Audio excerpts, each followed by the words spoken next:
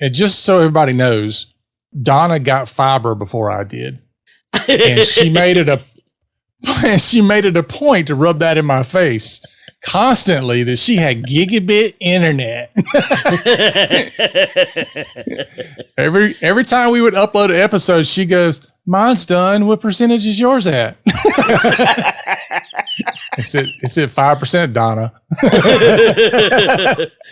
Yeah. Help me with hip hop. Let's get it right. Protect your patience. Day and night. Donna and David, the experts on your side. Help me with hip hop. Let's get it right. Welcome to today's episode. We're going to be talking about something we've never talked about. Shadow AI. But really, we're going to be talking about the Wild West of cybersecurity. We're going to be looking at the IBM report that we look at every year. This is the cost of a data breach report. The thing I really like about this report when we go through it is, the cost is fine and all that. I don't care really about the cost as much as I care about the fact that it identifies these are the factors that's going to cost you more money. These are the factors that will lower your cost. Like, I want to know what those things are so I can stay away from some and implement others. And that's what I've always used this for, really, is like, when I review things, they used to make a chart. I wish they would go back to it but it's too complicated now probably. And it would say, this is going to raise your cost. This is going to lower your cost.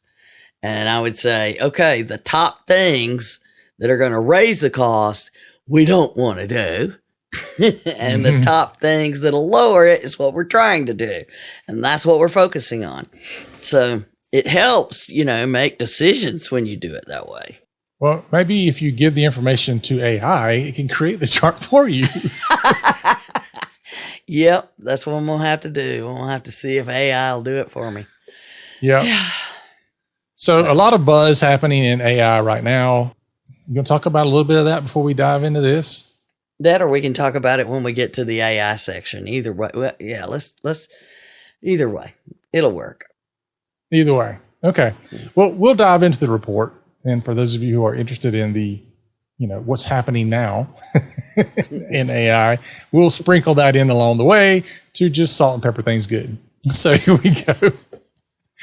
Let's talk about the good news, the bad news, the more bad news, some ugly news. All kinds of things. But we'll also talk about, where to spend the money, because we know there ain't a lot. Yeah. But that's not news.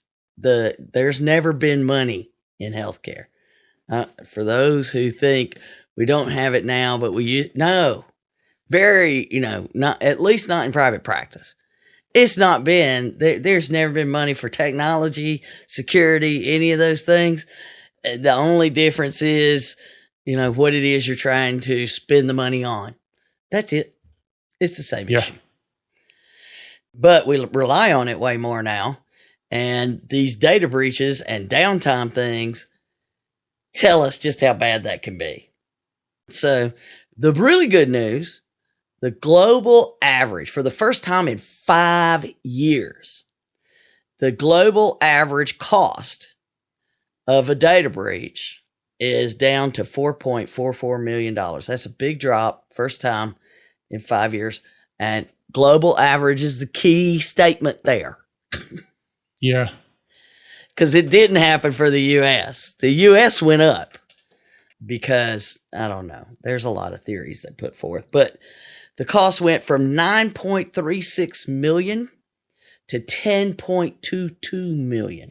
And I think a lot of it has to do with what we talked about before with a lot of the technology things. The U.S. has all this legacy stuff that has them behind, whereas other folks are just putting in new stuff because they don't have the legacy stuff. Yeah. This whole if it ain't broke, don't fix it attitude might work with some things, but it sure is not working with technology these days. Yeah. Never has been good. But then the other bad news for healthcare, it's still the most expensive industry for the breach. It's like, the average total, even though it's less than it was, is still high. And then it's like 7 million, but we don't even really look at those numbers. It's whether it went up or down. And then the amount of time to contain it, 279 days to identify there's a data breach and contain its impacts. That's 5 weeks longer to deal with, to identify it's happening and contain it, 5 weeks longer than the global average. Well, but you think about the one thing that a lot of these other industries don't have is there's a broad amount of data with a broad amount of access. Whereas, it's either a limited amount of access to a limited amount of data or broad amount of data, limited, but healthcare, you have to have it spread out because there's too many moving parts. So, those things were all, let's just hit the highlights and get it over with. But when we get into the things like, okay, what's the root cause? And what I find interesting is they have this chart that's, it's a matrix. So you can find the percentage across the bottom and the cost up at the top. And most people just look at what's the percentage and they'll just look at what that costs.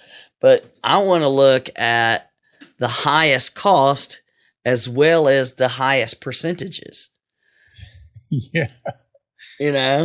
And that's just what we were talking about is what is it that we can do?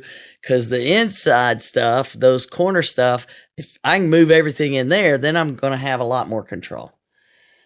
So if we look at the above and out of, so anything above 4.5 million, as far as the cost for those root causes, and anything above 14%, it's pretty narrow.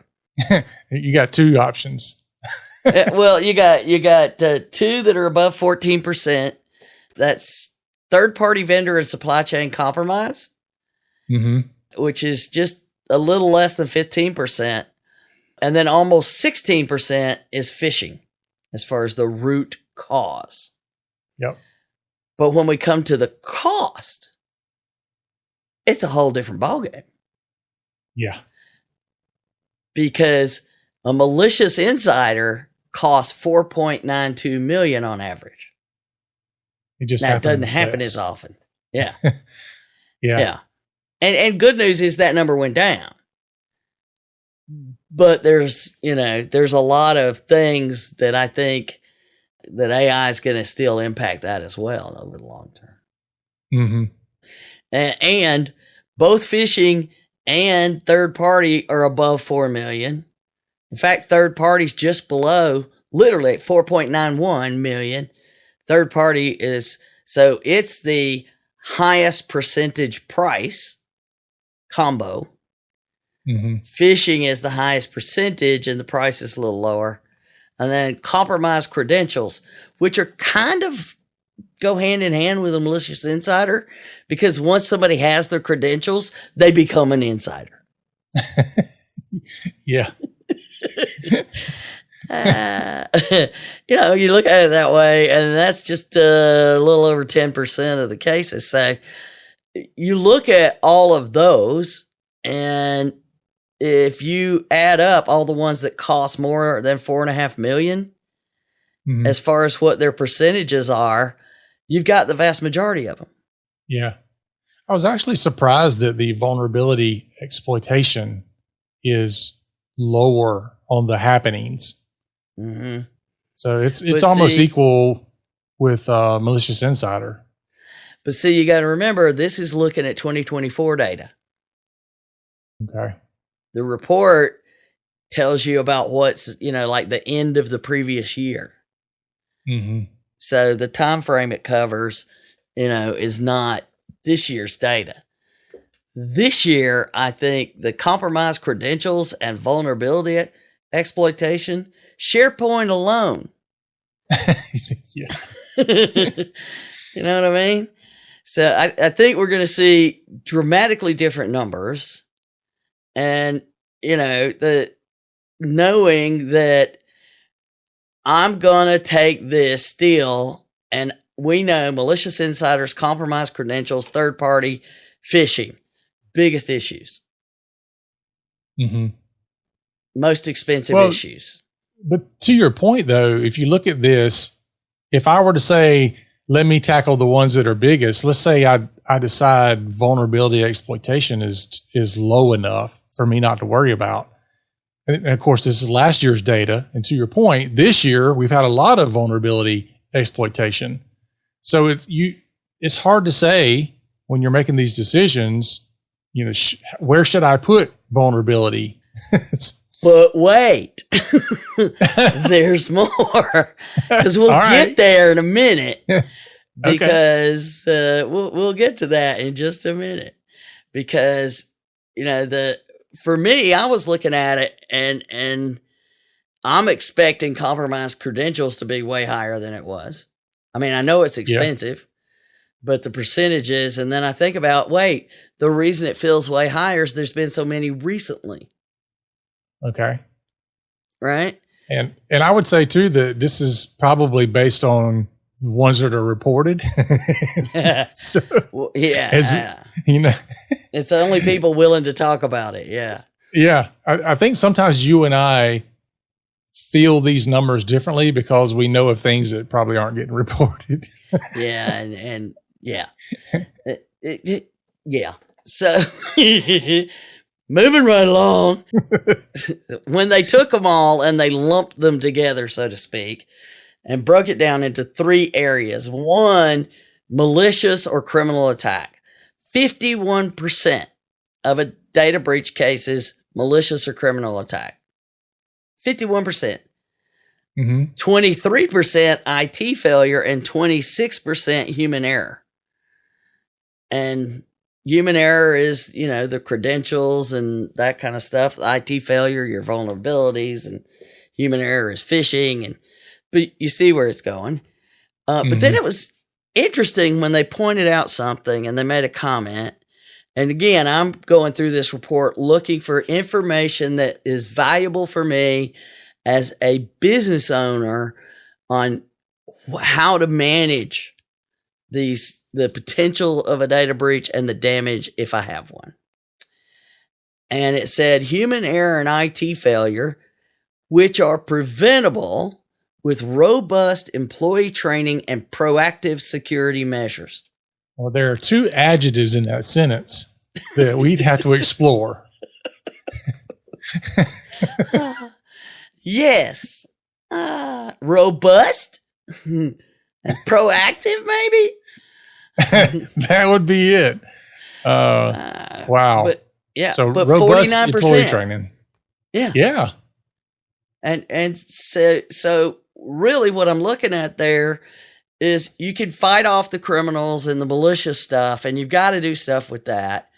But the other half is stuff I can do with, proactive security measures like vulnerability management and AI tools that are automatically going to figure those things out, and training the employees. So that's right where the sweet spot is if I do those things, I'm going to reduce those, but I'm also going to mitigate the other 51%. Yeah. Let's just call it 50-50. Be easier. I know, right?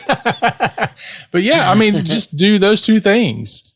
Proactive security measures, employee training, which most frameworks, that is a proactive security measure. Mm-hmm. If you're just following any of those things, hiccup, CIS, cybersecurity framework, all that stuff, you're gonna knock out at least 49%. I would say probably more than that if you're actually following a framework. But yeah, and the thing I like more than all this is the fact that it says they are preventable. Yes, they are preventable. Like people. Oftentimes when there's a data breach, they're like, we're a victim and we were targeted or whatever and blah, blah, blah. Yes, you were a victim. However, it was preventable. Yeah. And that's the thing. If you're trying And that gets back to, I say it all the time. If you're making an effort, because we're never going to get to zero. No. But if you are trying to prevent it and you still get hit, you are a victim. Yep, 100%. But if you got the doors open and cash laying around on the floor, no. If somebody comes in and steals it, no, you're not a victim. The cops would be like, you really want to report this? Because they just going to say you an idiot. If I take this to the boss is going to tell me not to report this crime. And say, no. And that's just the way, granted, it's that simplicity of the doors are open, money on the floor. That's a really simple comparison. But to people like you and I, you and me, we're going to see it and go, the door's open and there's money on the floor when we look at that network. They're going to go, we're fine. They're not going to see that analogy at all. We see it. So, yeah. Well, that's part of the problem is you take the red pill, you're never the same. Yeah, that's it. But it did point out, though, you think about AI can help with training and it can help with security measures. And the next piece, it's great if we have the AI, but we got to get it out there. And they're noticing declines in these costs and identifying and recovering and these time frames. They notice it, and they're relating it to the implementation of AI. Yeah.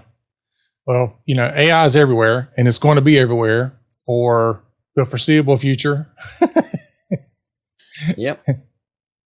But, is it what everybody thinks it's going to be? No. Who knows? I'm not seeing that all humans will be replaced anytime soon.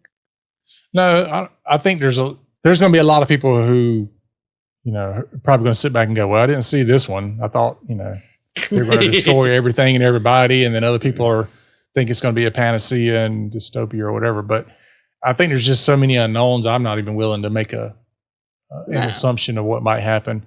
Somebody I watched, so they made an interesting comment yesterday. I was watching something. They said, talking about AI is similar to how they talked about the internet when it first came out.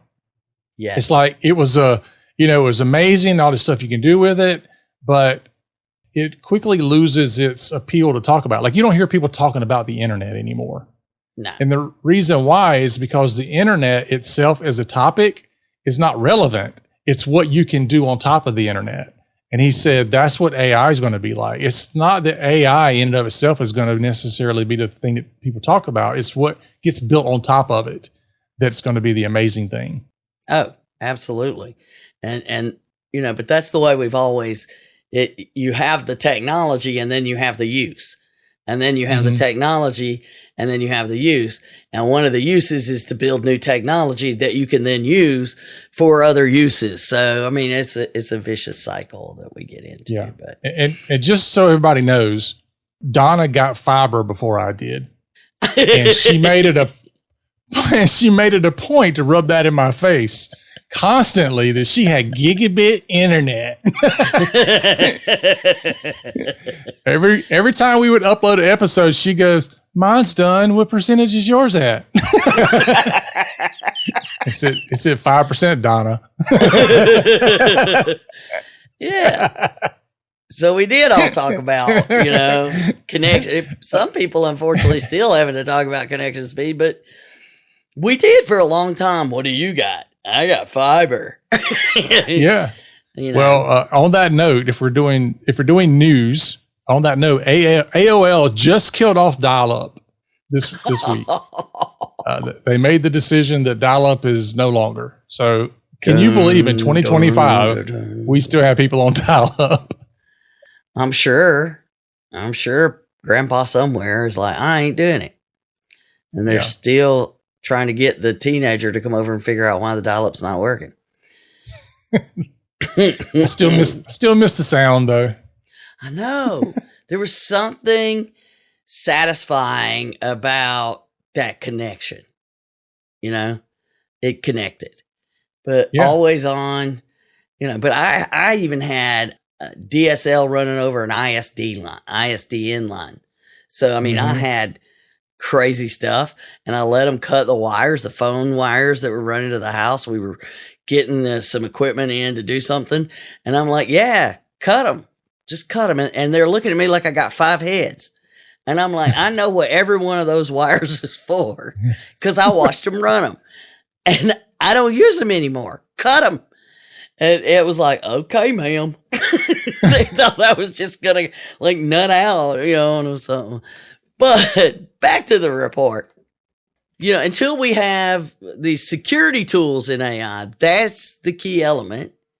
Security tools that take advantage of, not use, because everybody can throw it. It's using AI, but it's not taking advantage of it. You know what I mean? Yeah. So until those are ubiquitous, we're not going to see a real impact in the data breach stuff until it's you and I have them running everywhere and know they're running in a lot of places. But we don't see that yet. Mm-hmm. The other thing that I thought was really interesting in the report is because they always go through recovery, Tom, and how long it takes, because that's part of your incident response disaster recovery plan, right? They make it clear that the faster you find it and the faster you recover, the less it costs. I'm going to go out on a ledge and say I would have put that in a report without asking anybody. Is that the duh part of the report? I'm just saying. But so the recovery from the breach, after containment. So I've identified it, I've contained it, and now we're trying to figure out how to get put back together. And they defined exactly what they considered recovery time. And I think this is something many people don't understand when they're developing these incident response, business continuity, disaster recovery plans. So often it's, they're talking about going to paper and, get the backup restored. That's it. That's what they think. What's your disaster recovery plan? We're going to go to paper and IT is going to restore. Mm-hmm. Okay. There's a few more things like what are they going to restore onto? How are you going to connect things? And do you have a building? But anyway, so they listed out 4 elements that they say would mean that you have completely recovered. One is business operations are back to normal in areas affected by the breach. So we're back to normal, but this over here still doesn't work right. You're still not recovered because that was the area affected by the breach. So you're not back to normal. Our organizations have met compliance obligations such as paying fines. Well, we know how many years these investigations take. Customer confidence and employee trust has been restored. Same. Oof. Organizations have put controls, technologies, and expertise in place to avoid future data breaches. So I'm already thinking we're talking months and months. Yeah. Well, and this is their point is despite progress, compared to 2024, a minority of organizations reported complete recovery. Most organizations say it takes months, even years. Yep. And they were like, okay, does it take, less than 25 days? Does it take this? Bottom line is 76% of the people said it's over 100 days. 26% said over 150. And 65% say they still haven't fully covered. So those are those ones that are in the over 100 days. That they're still way down so they don't even know what the days are. So the big issue here is in your incident response disaster recovery plans, you need to be prepared to not be running properly for 180 days. So 6 months, longer. actually. Yeah. Yeah. And most people just can't even think about that. They not at all. Not at all. And it doesn't even click with them that you're going to be investing resources that could be doing other things into dealing with this stuff. Mm-hmm. So, but then just like everything else, AI is in the house. You knew you were going to see it on there. First though, we did this Chat GPT 5 madness. It's like I told you, I've been talking to computers for almost 50 years. Not once did I say and start crying. I am not in tears over the tone the computer is using with me. And people are literally saying that they are falling apart over the tone. Yeah, I don't know. There's a new subsection of mental health that has emerged. Yeah. That's all I know how to call it. I mean, I get it. It is great for a lot of things. And to me, it's just now the computer's interacting with me better. Yeah. I'm fortunate, I guess, in that you and I have interacted with the computer so long, you just see it as an improvement in its conversation with you.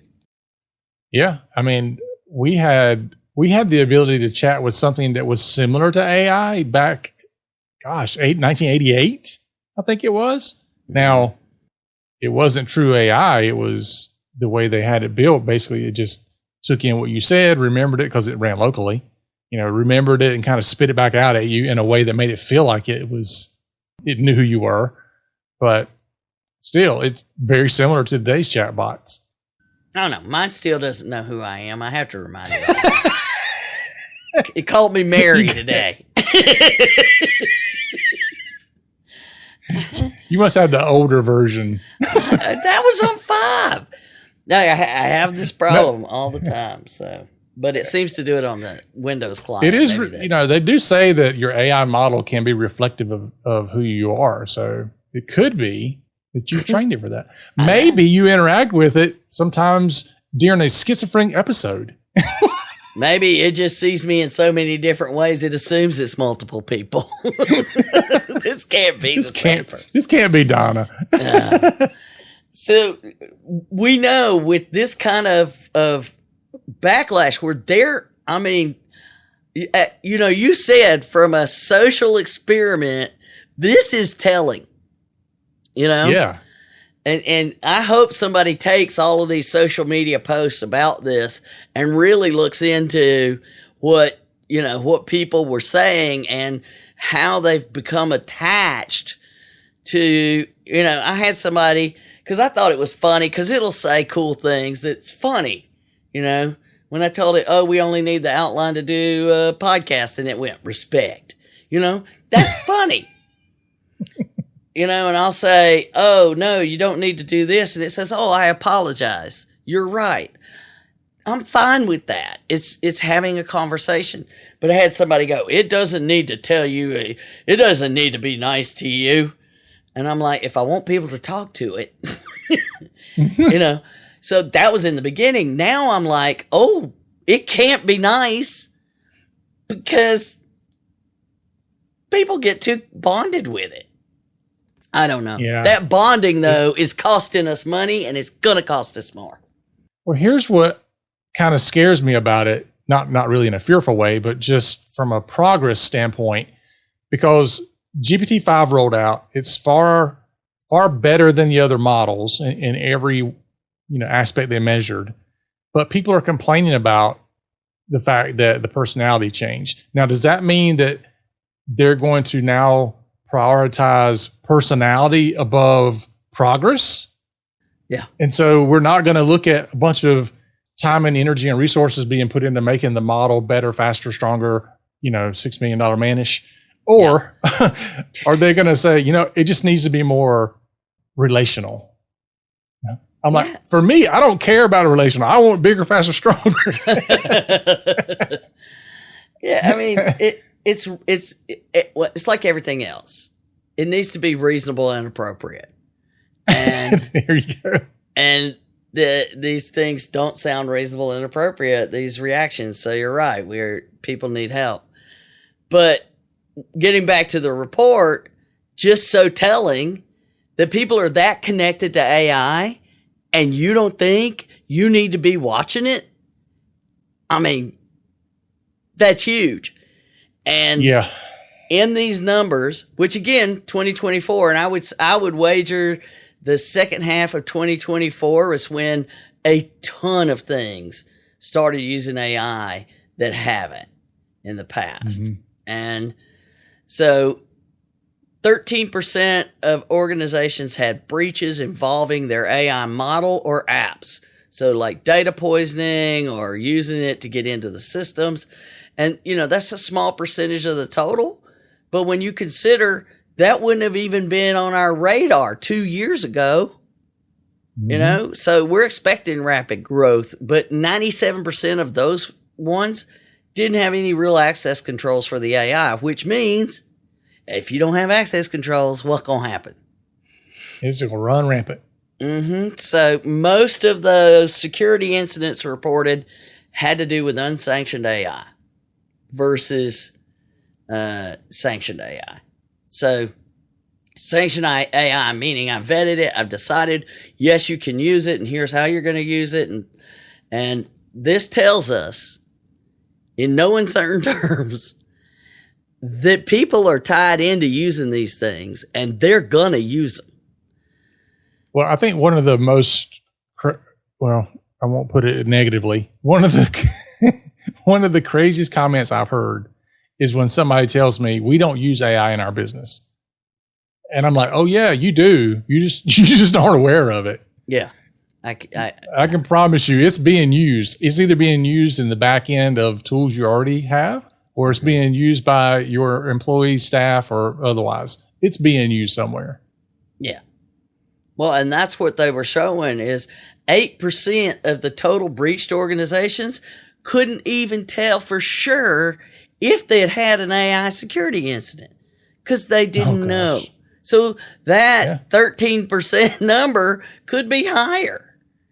Mm-hmm. So, but they hit some really good points that shadow AI, which is basically the unsanctioned AI, it's going to cost you more when there is a breach, and like substantially more. $670,000. Ooh.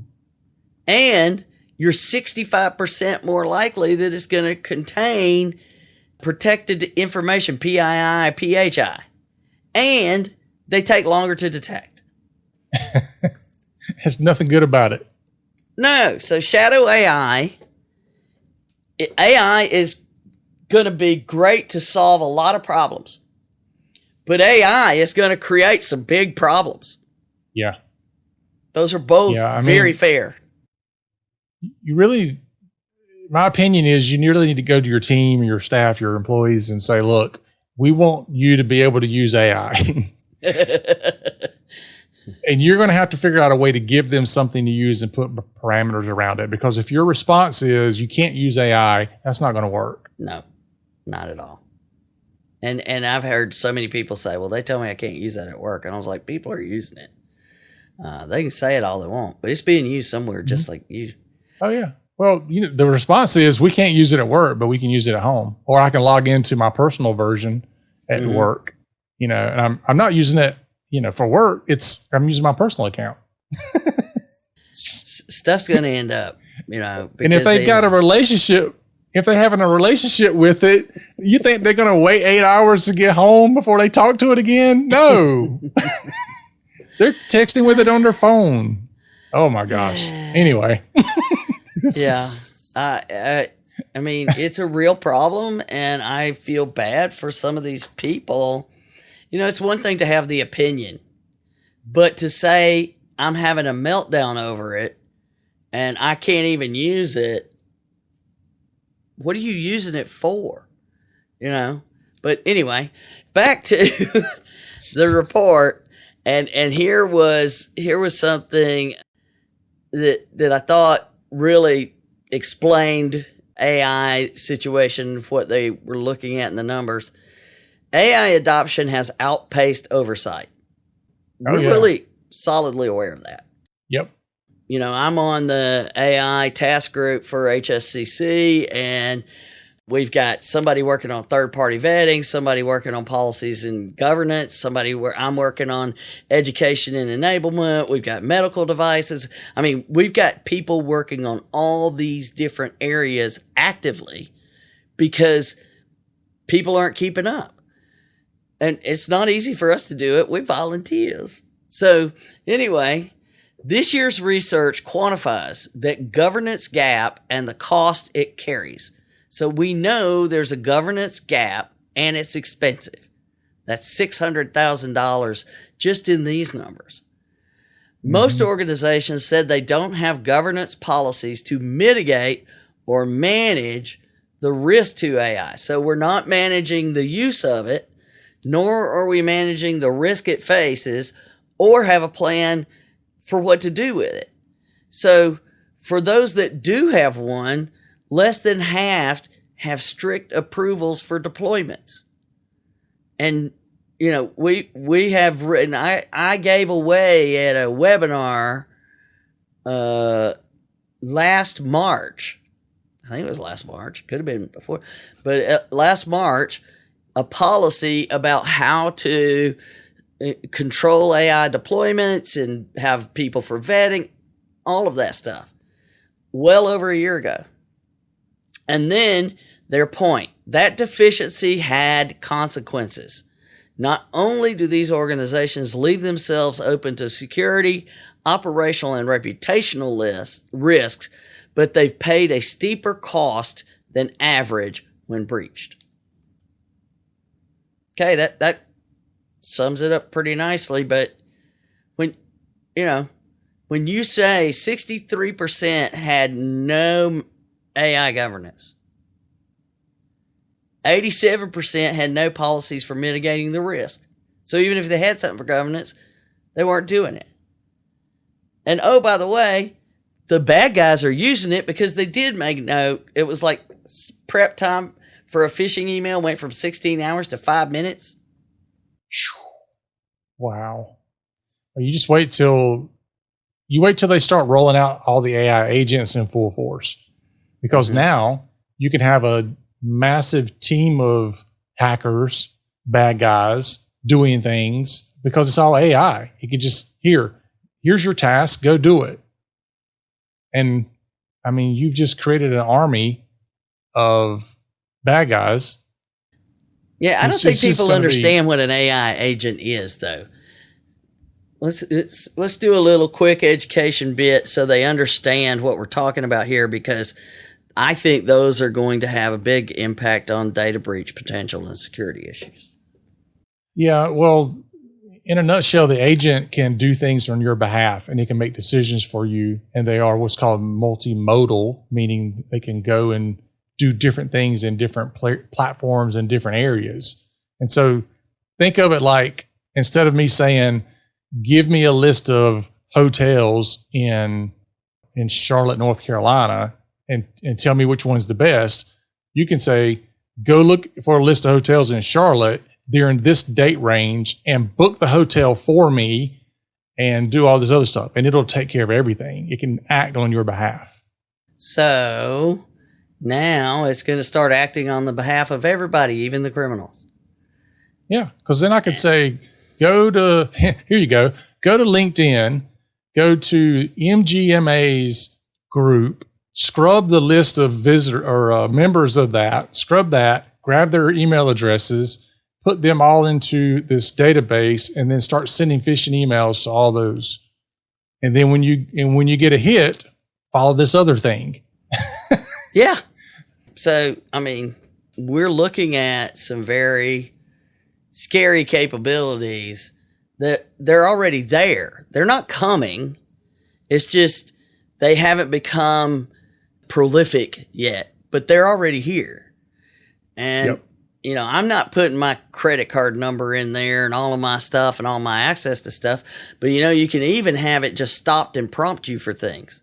So here's what I envision is you get employees who I'm going to automate my work. So I'm going to give it this, and here's my to-do list, and off it goes. And whenever it needs to log in, I'll log in so I don't give it to it. So it's secure. No! Right now I can hear it. It's secure. I'm sure it's secure. Really? Tell me how you're doing it. Oh, okay. All righty then. No. Anyway, there's a lot there, but as far as what we can learn and the things that we need to do, we can sum it all up. Good news, the bad news, the ugly, and the fix. All right. Let's start with the good news. AI-powered defenses are speeding up detection and lowering global costs. Now, that's good. That it does seem to be working when we get it deployed. It is working to stop the attacks, mitigate the damages. But if we're never deploying it, so you want to do the bad news? Leave it to me. AI is also the new favorite tool for attackers, and organizations are still leaving AI systems unsecured. Oh, yeah. Mm-hmm. I mean, from a bad guy standpoint, this is amazing. Yeah. And then the ugly. Yeah. So we already talked about it. Shadow AI. I mean, it's the Wild West. So it's unregulated. It's hidden. You don't see it. And it's freaking expensive. Yeah. When it happens, you are in trouble because you can't recover the data. You don't even know where it went. You have no idea. We already have a problem trying to figure out where data is going, even before all this. I know. So if it's going in there, I need to know what's happening with it. Mm-hmm. But the fix for all of this is actually have policies and procedures. Use AI security tools, find out how you're going to start using them. When are you going to start using them? The sooner the better. And automation is the only way we're going to be able to fight this battle. Yeah. If you're going to beat AI, you got to be AI. Ooh.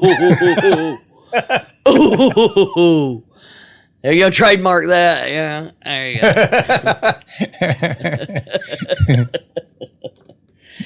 I do have AI in my name, by the way. Oh, jeez. There we go. He's always got to find a way to take me to where I'm done. And so, do you want to add anything to this, though? I mean, this report, it gave us the stuff we want to know. But I don't think it's changed as far as what we've known before. It's improved some, and there's new players.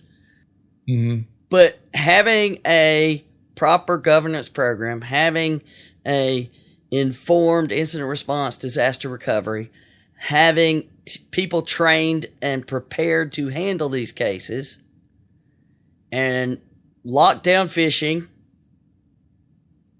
that's it. Yeah.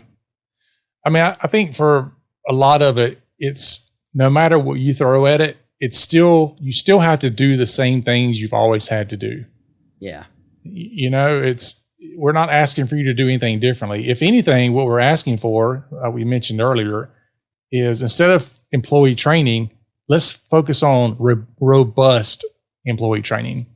Let's focus on, instead of security measures, make sure they're proactive security measures, because you can have reactive security measures, but it's basically saying, okay, what you've been doing is good, but you got to do more of what's working, and not just say what we did last year is still good. We always say this: what you did 2 years ago no longer is good. You got to continue to up the game. Yeah. And this is something from a technology standpoint, it's something that we didn't have to do for the longest time. Like you didn't have to worry about upping your game every year or every few months, not even every 3 or 4 years at one point. It was like the same thing all the time. Just as long as you had antivirus, it was okay. But it's not that anymore. And unfortunately, a lot of people still have that mentality that, well, I bought this XYZ security product 3 years ago. That's 2 years, 2.5 years out of date if you bought it 3 years ago. So you got to constantly evaluate what you're doing, what you're using, whether you've got in-house IT or you have an MSP. Honestly, if your MSP is keeping you on the same thing they had you on 4 or 5 years ago, I would question that. Like they really need to be probably deploying new tools, or at least telling you how the tools they had have changed and added new protections and all that. But you can have a lot of these tools do get constant upgrades where they're constantly adding things. So they are the names are there. Here's the kicker. They often add new technologies and new tools and capabilities, but they often also come at additional cost. And so I could say, yes, you're using ABC security, but we haven't rolled out these other additional things that came out over the past couple of years because it would cost more, and we haven't had that conversation. Yeah, because nobody wants to pay us more, and we can't, because it's going to cost the MSP more, and nobody wants to pay more for these things. So it's a horrible, horrible, vicious cycle. We have always been in it, and things are not going to improve until we can get these tools in place. Yeah. Well, one dangerous thing I hear MSPs often say in these forums that I'm in is, my clients can't afford that or my clients won't pay that. Here's the thing. You shouldn't be making that decision. No. If they need it, if it's something that will protect them, then offer it. Let them turn it down. Don't assume that they'll turn it down, because there are people that be more than willing to take it and to have it and to pay for it. But you shouldn't take that decision away from them. Let them decide to have it or not have it. Yeah. I often do presentations to our clients, and I say, I'm not telling you have to do this or you must do anything. What I'm telling you is you should consider this and make a decision whether or not you're going to do it. So that you have made an informed decision. That's my job, is to tell you, here is all the information I believe you should consider, and you need to make this decision. It's a business decision. It's not mine. It's yours. But that again gets back to, I can't care more about this than you do, client.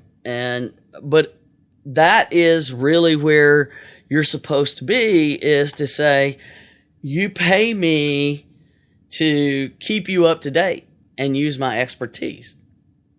That's what I should be doing. But to just simply say, well, I'm not even going to tell them about it because they don't want it. How do you know? Nope, you don't. So anyway, it will always be something to talk about. And that's why we have this podcast. So boom, done. All right, there we go. Thanks for listening again, folks. We definitely appreciate it. Be sure to share this out because we appreciate that as well. Be sure to join us again next week. And remember, for Donna and myself, that HIPAA is not about compliance. It's about patient care. You've been listening to the Help Me with HIPAA podcast, hosted by Donna Grindle and David Sims. The show created to help you with HIPAA. For more information or to ask us a question, visit our website at helpmewithhipaa.com. Neither Donna Grindle or David Sims are attorneys, and they do not offer binding legal advice concerning regulatory compliance. The information in this podcast should not be relied upon or construed as legal advice in any way. Consult your attorney for legal advice concerning compliance with HIPAA regulations.